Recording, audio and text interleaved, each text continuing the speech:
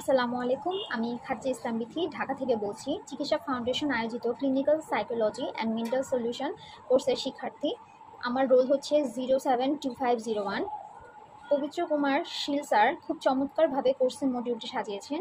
In details আমাদের টপিকগুলো খুব সুন্দর করে বুঝিয়েছেন। তার পাশাপাশি ক্লাস শেষে তিনি প্রশ্নোত্তর পর্ব রেখেছেন, যার মাধ্যমে আমরা প্রশ্নগুলোর গঠনমূলক সমাধান পেয়েছি।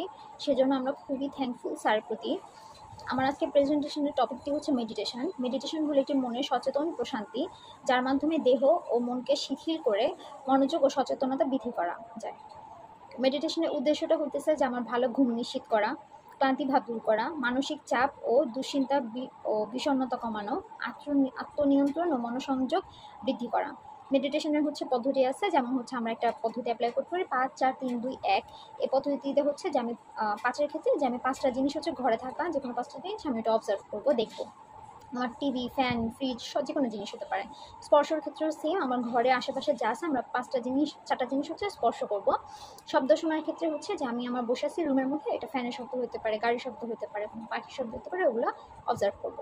তারপর হচ্ছে গন্ধ চেনা, যেমন হচ্ছে রুম থেকে একটা সুন্দর একটা স্মেল আসছে বা ঘরে ফুল আছে ওইটা স্মেল আসছে, এটা আমরা অবজার্ভ করবো। ঘরে কোনো তরকারি রান্না হয়েছে বা হচ্ছে মিষ্টান্ন খাবার রান্না হয়েছে, ওটার স্মেলটা আমরা নিব। তারপর হচ্ছে স্বাদ যদি কিছুক্ষণ আগে, যেমন হচ্ছে আমি কিছুক্ষণ আগে পুডিং খাওয়া হয়েছে, তো পুডিংয়ের যে স্বাদটা সেটা আমি হচ্ছে ইমাজিন করতে পারি। তো আমার হচ্ছে এইরকম একটা পদ্ধতিটা আমি অ্যাপ্লাই করবো। তারপর হচ্ছে যে মেডিটেশনে কিছু টিপস আছে, যেমন হইতেছে শান্ত নিরিবিলি পরিবেশ নিশ্চিত করা, মন যেদিকেই যাক সেটাকে হচ্ছে ফেরত আনতে হবে, ধৈর্য সহকারে নিয়মিত অনুশীলন করতে হবে, সঠিক ভঙ্গিতে বসতে হবে, খালি পেটে মেডিটেশন করলে এটার ফলাফলটা ভালো আসে। তারপর হচ্ছে শুরুতে হচ্ছে 5-10 মিনিট আমি মেডিটেশন করলাম, আস্তে আস্তে এটাকে আমি টাইম বাড়ায় নিতে পারি 25 থেকে 30 মিনিটের মধ্যে।